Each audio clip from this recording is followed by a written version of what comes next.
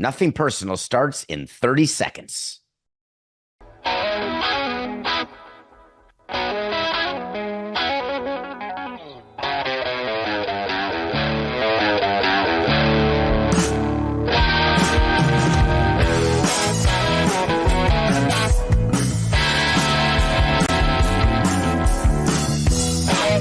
It's just business.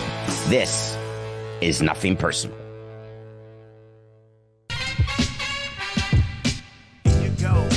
Here you go.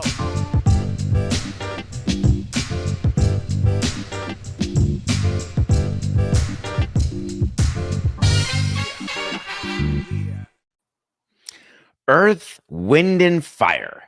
That's the Nothing Personal word of the day. It is Tuesday, September 3rd, 2024. I remember September. If you've ever been to a bar mitzvah, wedding, party of any kind, you've danced, you've tried to dance, you've tried to figure out the words to that song, but you know very well it is now September. The day after Labor Day is something, isn't it? It means the end of summer if you live in a place that has more than 2 seasons of hot and hotter. It means you got to put the white pants away. And it means that we are inching closer to the start of the NFL season, which will happen Thursday. And it means that we are getting way closer to October, my favorite month of the calendar. NBA will be back. NHL will be back. You'll have NFL going on and the playoffs in Major League Baseball. And if you are a fan of Nothing Personal, then you're aware, although there's a pretty darn good percentage of you who started last month, so you're not aware that at the beginning of every month, we go through the top storylines of the month in baseball, the first show of each new month. It is the first show of September. We're going to go through some storylines. We're going to review the predictions. I spent time this weekend, Coca, among other things, among other mind-numbing, insane things. I did spend time trying to find any show that's willing to revisit the way we do. And I did speak to someone in the business, Coca. Should have mentioned this to you. I spoke to someone who said to me, you don't have to review when you get things wrong. Talking about the wait to sees that we do and the predictions that we do. The audience won't remember. And if you bring up stuff you did wrong, then you're reminding them that you were wrong about something. Of course, my response was, that's total horse hockey. It's called audience credibility. Get some of it. Let's talk about the top storylines, if you don't mind, coming up in baseball. What's happening? It's the number one storyline in the sport right now, and his name is Dan Uggla. No, that's just for you, Rich. No, his name is Shohei Ohtani. We just talk about Shohei like it's nothing, and I want to bring you a little bit inside how executives view Shohei Ohtani. He's going after the first ever 50-50 season, which is 50 home runs and 50 stolen bases. He's got 44 home runs. He's got 46 stolen bases. He's hitting about 290 for a Dodgers team that is comfortably in first place. They've got about a 5-game lead over the San Diego Prellers. And the story is, will he get to 50-50? And that, to me, is not the exact storyline. I could say the storyline is, will he get to 55-55? That would be amazing, but what's the difference between 53-53 or 51-51? There's never been a 50-50. They made the bases bigger, and they made disengagement a rule where they said that stolen bases will be more of a thing. I loved the stolen base because I loved when a walk could be a double. Of course, I'll take a pass ball or a hit or another walk. But the thing about stolen bases, and the reason why they're semi out of favor, is analytically, you don't want to run into an out. You don't want to give the defense an out. You'd rather hold on for a multi-home run. Of course, it's called, for age 69, a multi-run home run. The fact that Shohei Ohtani, if you've seen him up close, he is a large man. The fact that he's got speed, he's got power, He's got an arm because he's rehabbing from Tommy John and he can pitch. He really does possess all the tools that are required to be a perennial MVP winner, which he is, the highest paid player in baseball, which he is, the opportunity to be a top of the rotation and top of the order, though I still call him a middle of the order bat. The whole business of him batting first after Betts was hurt, but they're going to keep him at the top of the lineup. I do not want my best hitter at the top of the lineup. He is a perfect two-hole hitter. It's where he should be hitting. There's no question about that. But they started it, and they're going to keep going until they lose. Of course, if they don't win the World Series or they have an early exit, they will move Ohtani to a different part of the lineup next year. But the storyline shouldn't be about Ohtani getting 50-50. To me, the storyline is much more interesting in whether or not the type of season he's having has in any way done anything for his pitching Tommy John rehab. And I ask that purposely because all of the Tommy John rehabs that I've been a part of, and there's too many to mention, way too many, it's a full-time job. What you need to do to strengthen your arm, what you need to do not to stay in cardio shape because anyone can ride the bike and Ohtani's playing, he can ride the bike now, but taking proper care of your arm, building it up. And I don't mean for the cameras where you throw 10 pitches in the bullpen and everyone says, oh my God, he's on his way. He's hitting every milestone. There are always setbacks in recovery from Tommy John, and that's for people not who had 44 home runs and 46 stolen bases. So I would not be necessarily thrilled at this, but that said, it's a storyline that we're watching. The entire Dodger team is another top storyline, and whether or not their rotation even has an opportunity to hold up. While we were away, Clayton Kershaw was put back on the injured list. The bottom of the rotation, first ballot Hall of Famer, has a fractured toe, and there is no guarantee that he will pitch again until toward the end of September and maybe not until October. The concept of him getting rest during the first part of the season to rehab more of his injuries so he wouldn't be hurt for the playoffs, of course, is total poppycock because the way pitchers and injuries work is you can save someone and manage their innings and manage their body, and none of it matters because random injuries can just happen. But if the Dodgers' rotation does not hold up and they get eliminated prior to winning the pennant, it will be a failed year for the Los Angeles Dodgers. There are no two ways about it. MLB will get its wish. Its wish. Ohtani will play in October. It is good for baseball. The broadcasters will be happy. Whether or not people on DirecTV, more on that later, will get a chance to see it. At the end of the day, the Dodgers going to the World Series is what baseball wants to happen. They believe there's a scenario this year where the Dodgers and Ohtani will face the Yankees and Judge in the World Series. It is exactly what they want, with ESPN having a chance to opt out of their deal, trying to guarantee a compelling playoff matchup, to try to get some momentum carrying into next year and the year after with the disruption to RSNs, etc. So many things point to a Dodgers-Yankees World Series that I can guarantee that it's not going to happen, because we can sit around every year, which we do, and hope for an outcome, which we do, and watch that outcome not happen. In order for Dodgers and Yankees to meet in the World Series, the Yankees also have to hold up. They are fighting tooth and nail with the Orioles. Back and forth they go. The Yankees have a small lead in their division. There is an advantage to winning the AL East, but the booby prize is you're still going to make the playoffs. There's no question about that, obviously. We've seen glimpses of what it's like to have Stanton and Judge and Soto in the lineup all producing. By the way, shout out Giancarlo. You're the only active player with 10 plus years of 25 plus home runs. You've been good for a long time. People may be upset about the injuries and the fact that you're not playing the field, which I know you wish you would.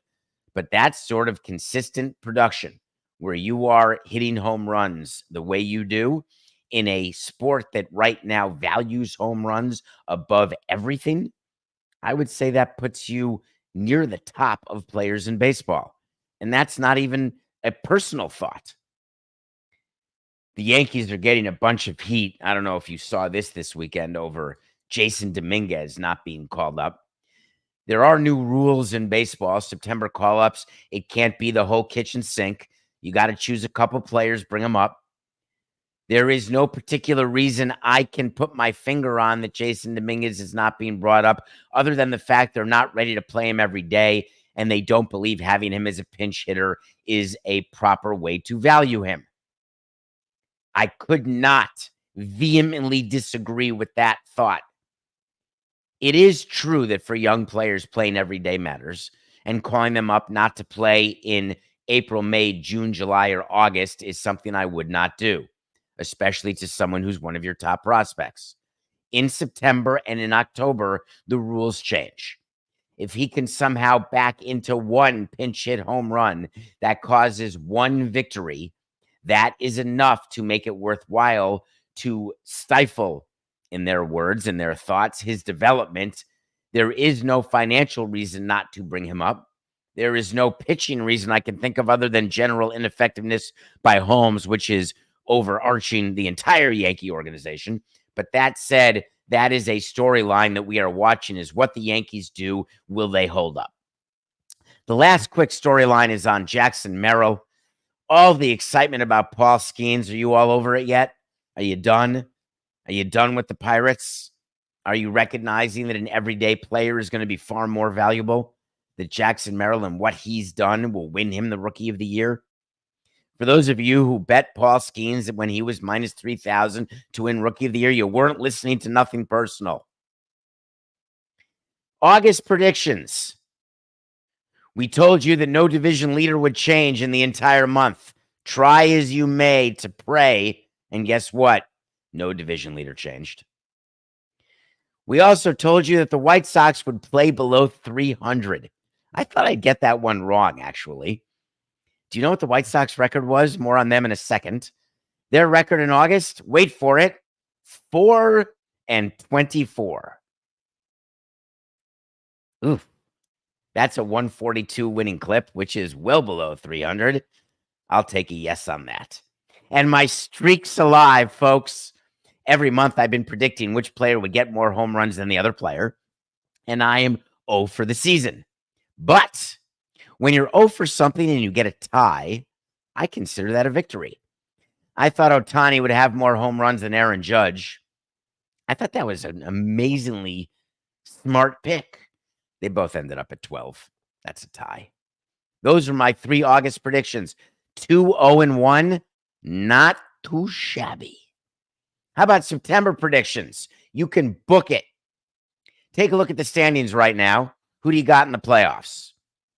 Yankees, Guardians, Astros, Orioles, Royals, Twins.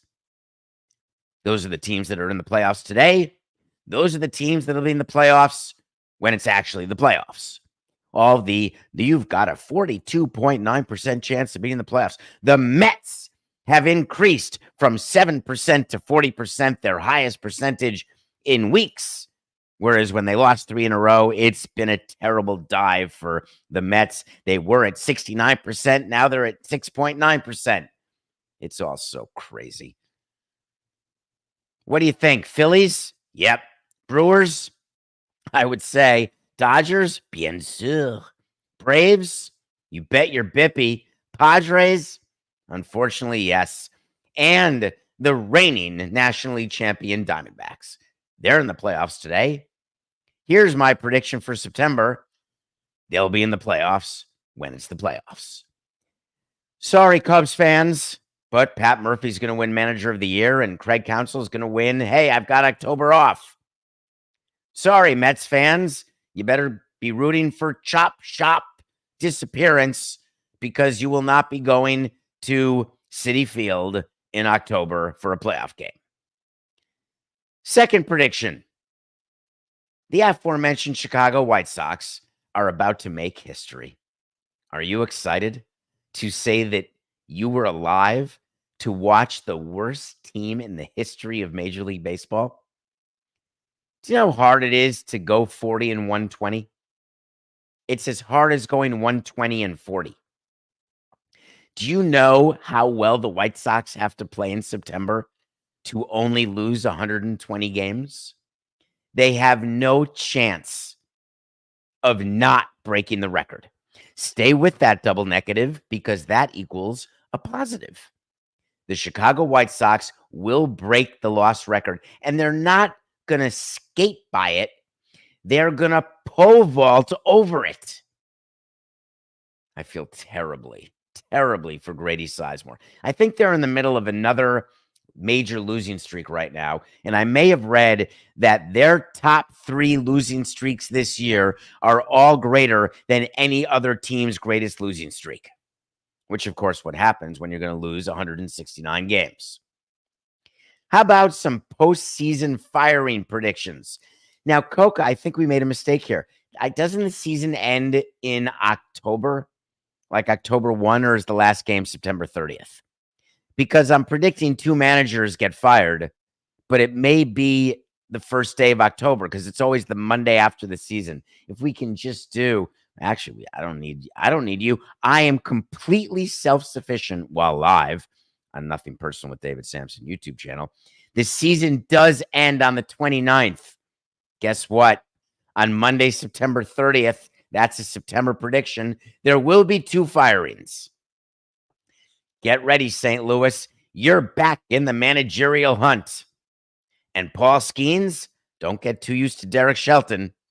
I believe that Ollie Marmol and Derek Shelton will both be let go, and there will be 2 managerial searches, one of which will be filled by Skip Schumacher. Those are your September predictions. All right. I'm ready, Coca. You know what I want? I want to talk to Samson. So you want to talk to Samson? Get into my X at David P. Samson, or you can go on the website at davidsamsonpodcast.com. There is a topic that we have to discuss because it is mind-boggling. And one of you asked about it, which is how you made the show. What's going on with Brazil and X? The Eagles and Packers play there on Friday. Is this an issue the league would have a problem with? Let's talk about democracy. In favor, raise your hand. Let's talk about free speech. In favor, raise your hand. Let's talk about freedom of expression. In favor, raise your other hand. Are you aware that X has been banned in Brazil? Now, let me be clear. I am David Samson, and I am addicted to X. I use it for news. I use it to get information. I then use what I read to try to get more information by going on the Google and watching what AI aggregates for me, and then trying a different search engine to read as many articles as I can on as many topics that I can that we could talk about.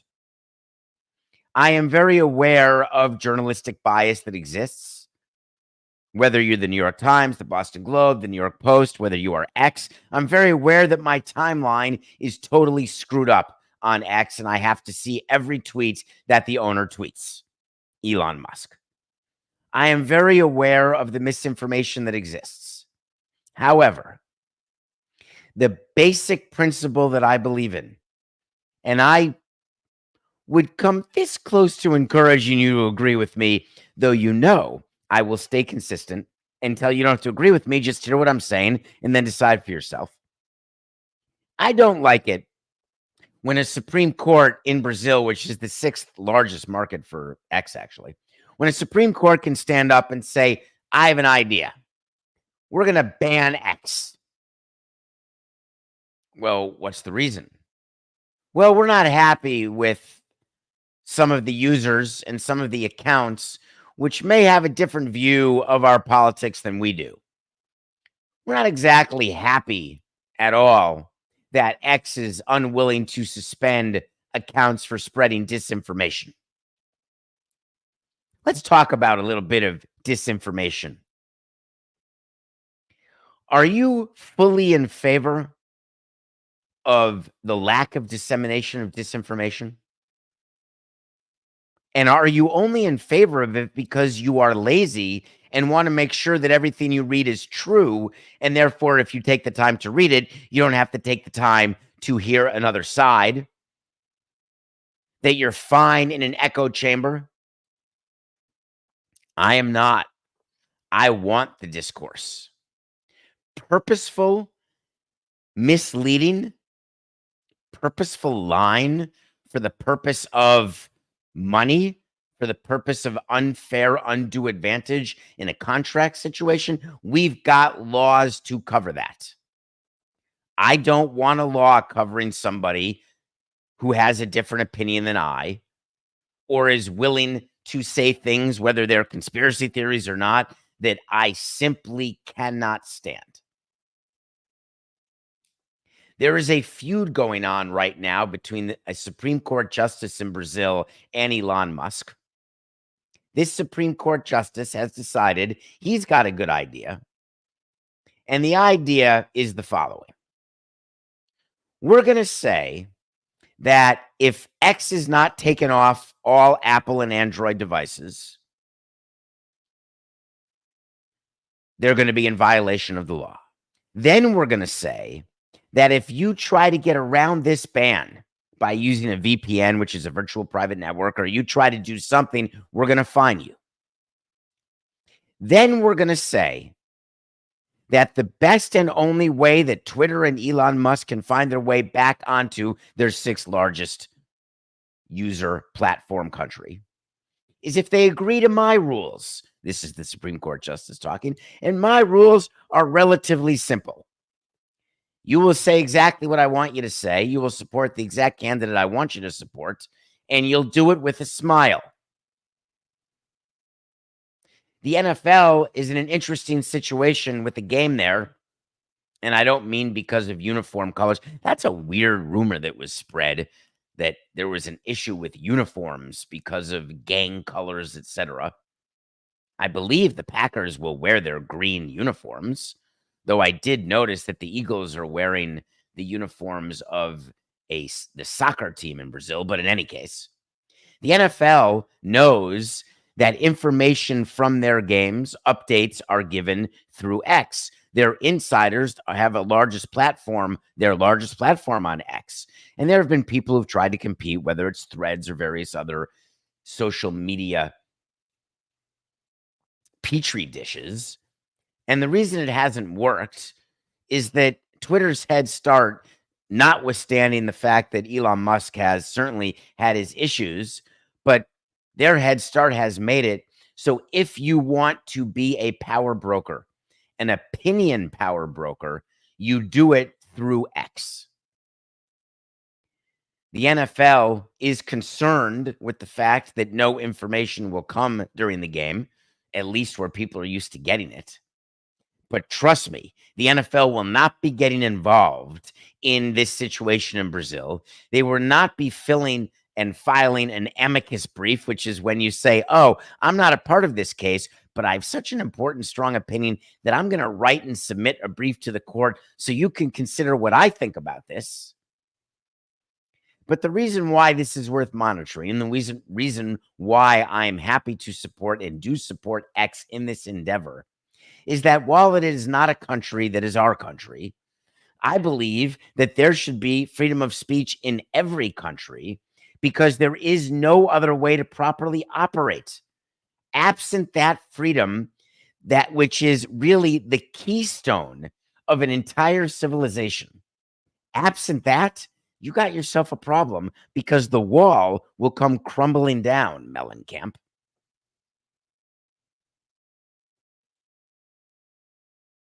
You know what else they're doing? And I forgot to mention this. Thank you, Coco, for whispering that in my ear. Although on a Tuesday after 3 days off, I could use a little more force. No whispering. No whispering. You know that Elon Musk has all these other companies. And one of the things Elon Musk does is provides internet to Brazil. And it's a company called Starlink. And Elon Musk's other companies, of course, are not going to comply with this ban. And the reason is that also what Brazil's done is they've frozen the bank accounts of this company. Think about that power. We do not really want the government to have that power. Keep that in mind as we head toward November. And when you think about what power certain candidates are looking to have, just pay attention to it. One of the issues that I've spoken about on this show, and I will continue to speak about, is the issue of guns.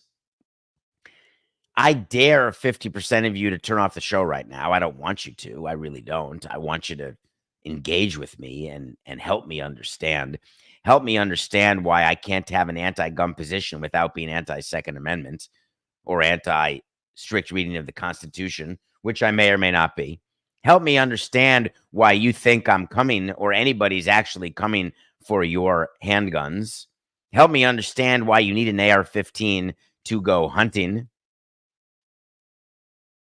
Help me understand why there are guns in the hands of people who shouldn't have them. Help me understand why right now the San Francisco 49ers are going to be without their first-round pick to start the season because Ricky Pearsall got shot in the chest during a robbery. He was in San Francisco going to a signing. He was wearing a Rolex watch. Some alleged under 18-year-old approached him, asked for the Rolex. I assume asked for it in a non-LA story way. Hi, my name is John Cocktoaston, and I'll be your robber today. Oh, hi, how are you? Nice to see you. If you don't know the scene, watch the movie.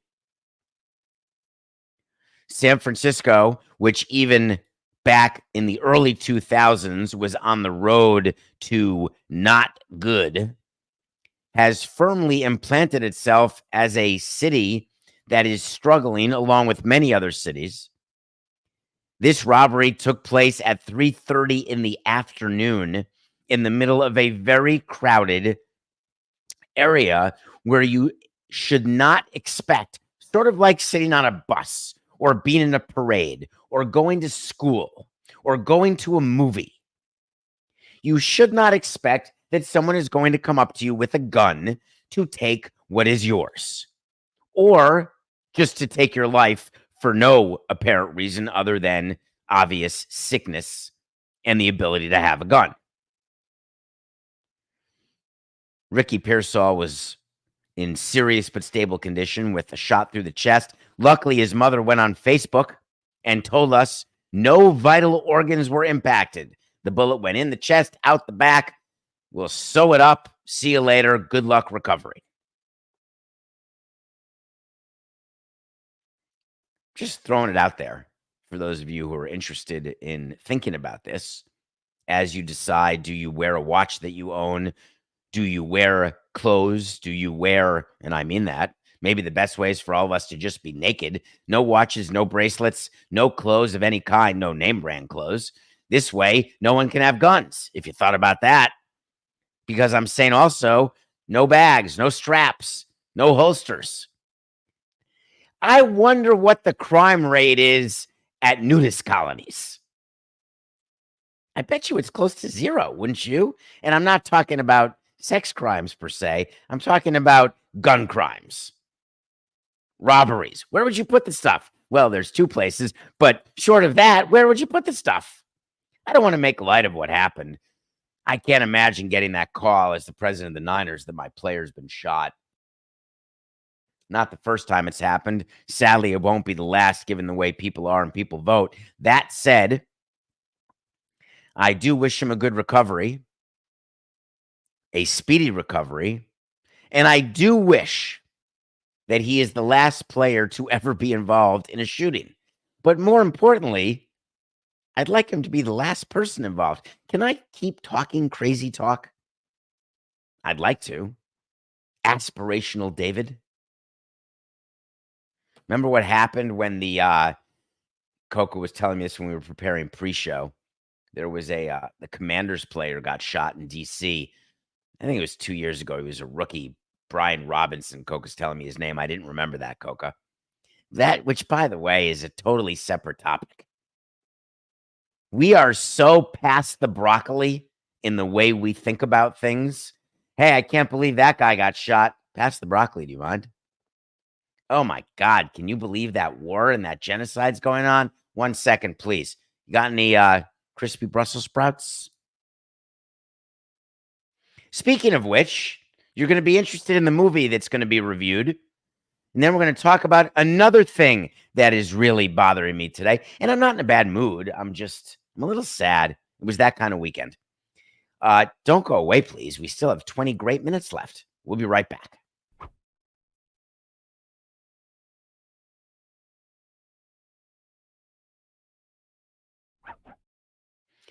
Welcome back to Nothing Personal. Hope you all had a good and safe Labor Day weekend. Hard to have good weekends when you're surrounded by negativity, but let's turn that frown upside down. Here we go. For those of you not watching, you have no idea what I just did. I just gave one of those great big teethy fake smiles like, hey, everything's butterflies, unicorns, and rainbows. My pearly yellows. If it weren't for stingers, I wouldn't mind getting my teeth a little whiter, a little cleaner, because these are my real teeth and they're getting old. I watched a movie that was suggested to me. I get suggestions from so many of you. Thank you at David P. Samson on Twitter, at davidsamsonpodcast.com. Thank you. I got Coca this weekend. 3 separate photos of people walking around in Nothing Personal merchandise. Thank you for that. I love that. And I also got a photo of a Go Pee Pee t-shirt that Lucy saw. Lucy, the superstar at Metalark, who is out at colleges. She was at Penn State, and there were a bunch of Go Pee Pee t-shirts. I wish we had the photo of it, but how could we do that when I don't even mention it to you as we're preparing for the show? Are you supposed to think about it? Oh, she was at Texas A&M. Sorry. Why did I thought she was at College Station. Wait, what is Penn State's called? I'm State College. My God. All right, let's start that again. 4869. Earth, Wind, and Fire. That's the Nothing Personal word of the day. It is Tuesday, September 3rd, 2024. I watched a movie this weekend. My mother suggested I watch it, so I did. It was called Daughters. It's a documentary on Netflix, and I want to tell you about it. I'd never heard of it. It's produced by Kerry Washington and Jessica Seinfeld. I assume it's that Kerry Washington and that Jessica Seinfeld, but I have no proof. I didn't look on IMDb. Daughters is about a program that started in Richmond and now has been going on in Washington, D.C. for quite a while, where inmates, prisoners, are given an opportunity to take a 10-week class, and then they get an opportunity to see their daughters, ages 5 to 15, and they get to participate in a dance, not wearing orange jumpsuits. They get to wear a suit and tie, almost like a prom, and the daughters get an opportunity to see their dads. I was thinking about incarceration, as I've been thinking about since I started law school, thinking about the concept of recidivism and deterrence, thinking about our penal system, what's fair, what's not, trying to understand why we are the most imprisoned society, why the majority of prisoners are people of color. I was trying to understand how to break the cycle. And then I watched this movie. And it helped me further understand a couple of things. Of course, one movie can't be your answer to everything. But it is fascinating to listen to these fathers talk. One thing that was missing from the movie, and I believe it should not have been, it's an editorial decision. There was nothing mentioned at all why these men were in prison in the first place. And I hesitate and don't ever want to forget there are very few victimless crimes. I don't want to ignore victims of crimes. No matter your political leanings, you cannot ignore the fact that in theory, having been convicted by a jury of their peers, having pled guilty to a crime, recognizing the landmine that our judicial system can be, the realization that there are innocent people who are in prison, I think it is not honest to not give us an understanding, because while the sympathy level goes to 10 in a movie like this, it shouldn't come at the expense of understanding any of the background. That said, it is a documentary well worth watching, because let it be the spark into further thought on your views of the issue. I have a pretty simple rule. If you kill someone drunk driving, you ought to go to prison for the rest of your life. We can talk about capital punishment later. We can talk about the difference between manslaughter and murder at another moment. Johnny Gaudreau is never coming back, nor is his brother. They were killed by drunk drivers the day before their sister's wedding. And I was watching the arraignment of the drunk driver this weekend. The arraignment, it was a virtual arraignment. And the judge explained to him that he was going to be spending the weekend in jail. And he was strangely put off by that inconvenience.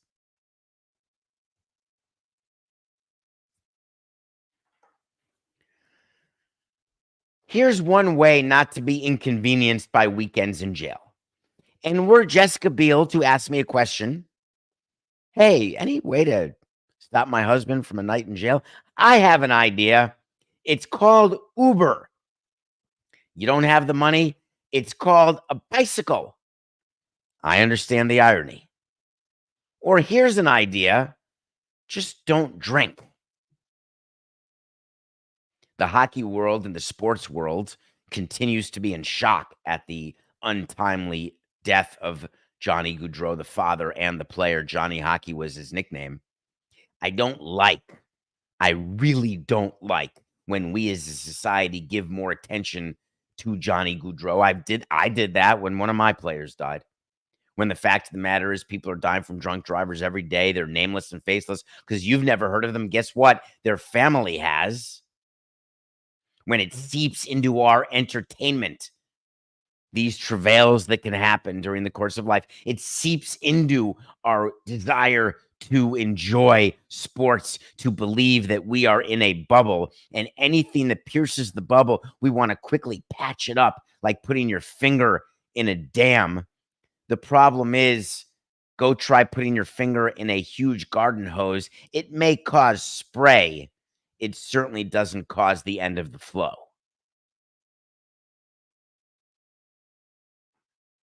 People fight about money all the time. I don't think they do fist fight about it. But really, fights happen in the courts. They happen in the boardrooms. When you think about companies that are having issues at the top, when you think about shareholder lawsuits and involvement, think about mergers, think about your cable channels, think about streaming, all the injunctions, all the things we talk about here in On Sporting Class. You know it's just business. You know it's just about money. On September 1st, we had another carriage dispute hit the news. A carriage dispute is not what happens in Central Park when two horses get together and say, man, I wish that I weren't chained up like this. No, that's not what I'm talking about. A carriage dispute is not saying, God, are you ever going to wash the blanket? A carriage dispute is when you've got a distributor.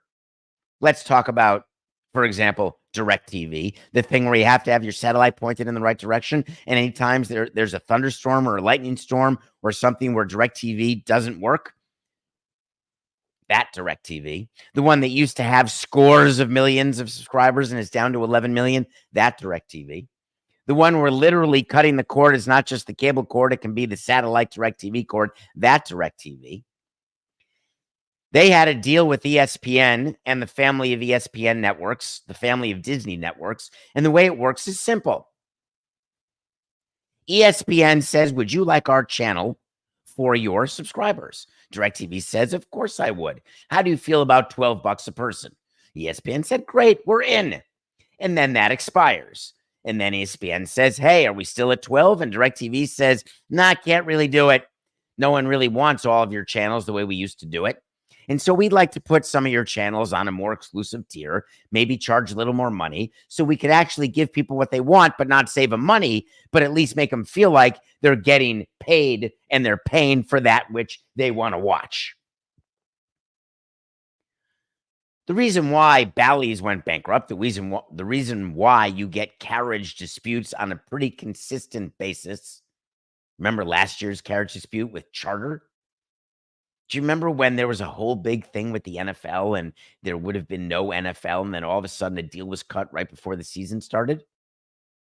I think you remember that. Well, we're doing the same thing now. Two parties to a contract choose when that contract's going to end. And in this case, Disney's contract with DirecTV ended on September 1st when both sides had immense pressure to renew the deal. Because you've got the US Open going on, you've got college football going on, and more importantly, you've got the NFL season starting. So the view of DirecTV was, of course, we're going to lower the price. We're not willing to pay as much, and ESPN will not be able to not be on DirecTV. People will be too angry. ESPN said to themselves, I don't know why they think we're going to lower the price and not charge as much as we charge to the other distributors.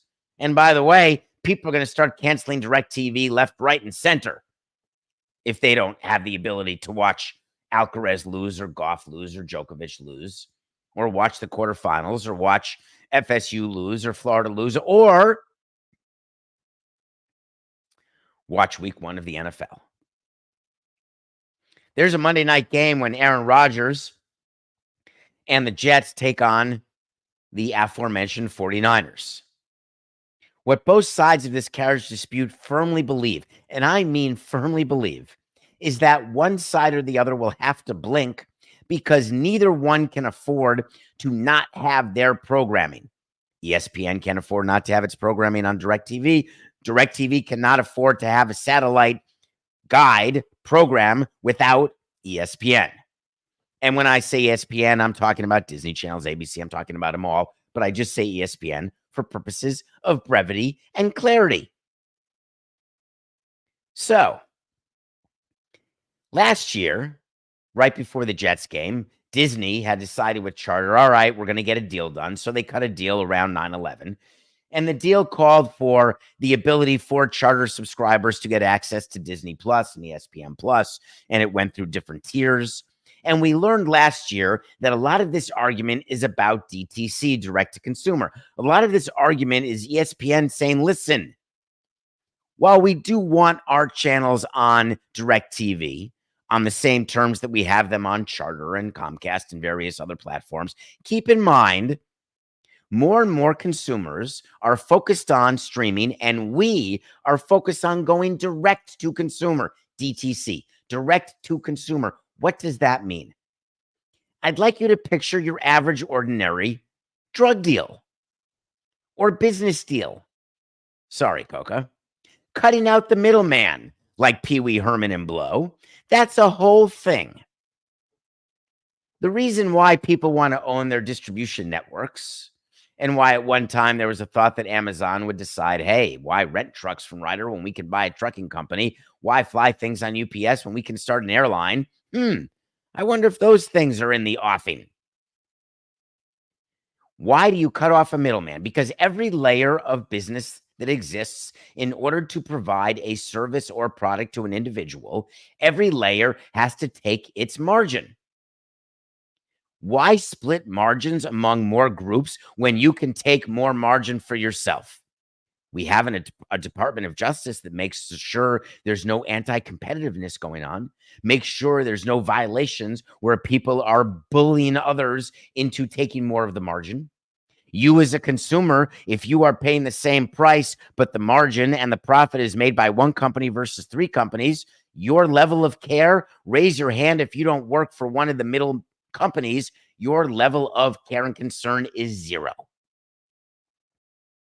If your only way of getting any sort of content is through DirecTV. The question is, at what point is your breaking point where you are going to mitigate your risk by getting your content in various ways on various platforms? The way I would mitigate thunderstorm risk by having DirecTV in Florida and also cable.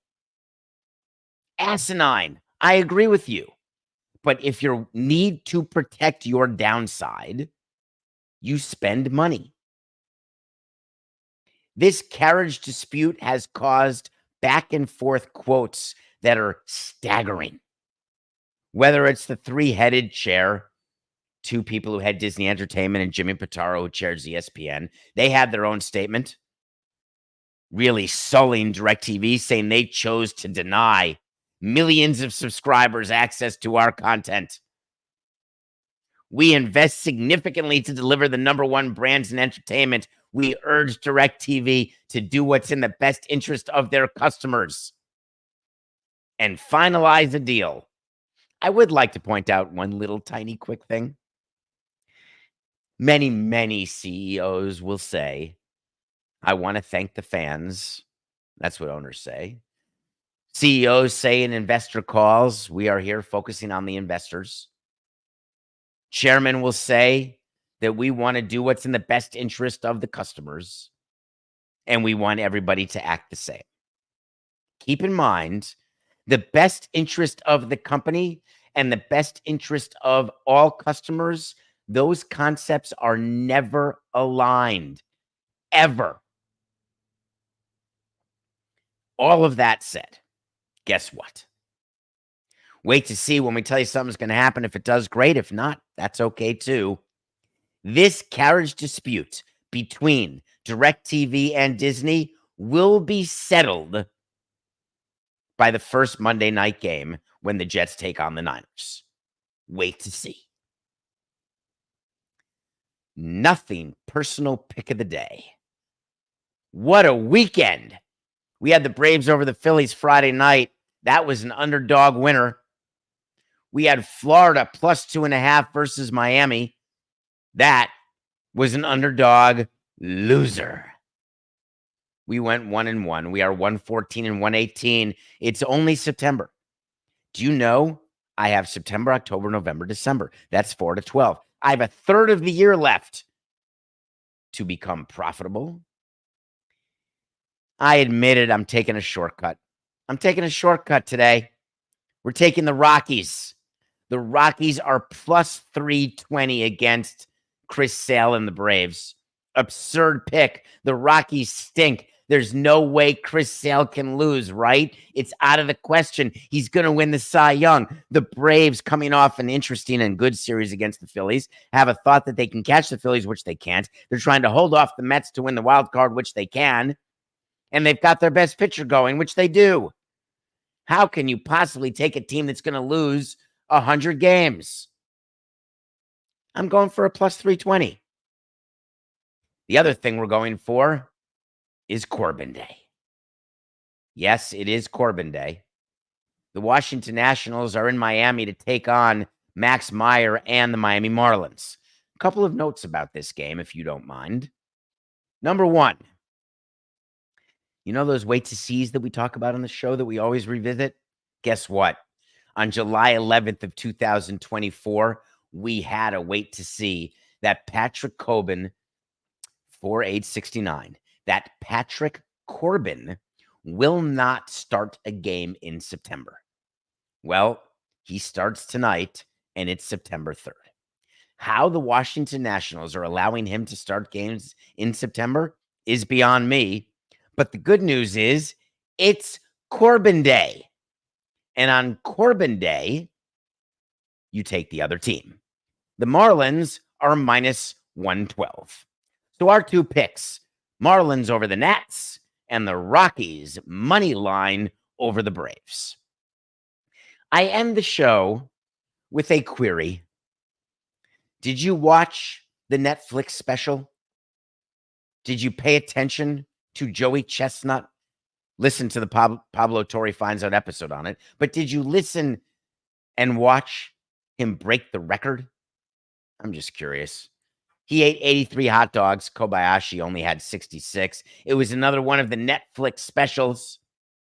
Some of you may not have known about it. Others of you may have watched it.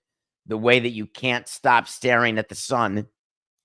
And I was thinking about a country of indulgence, a country of absolute insanity, where we sit by the TV and watch a guy eat 83 hot dogs and say, wow, this seems normal to me.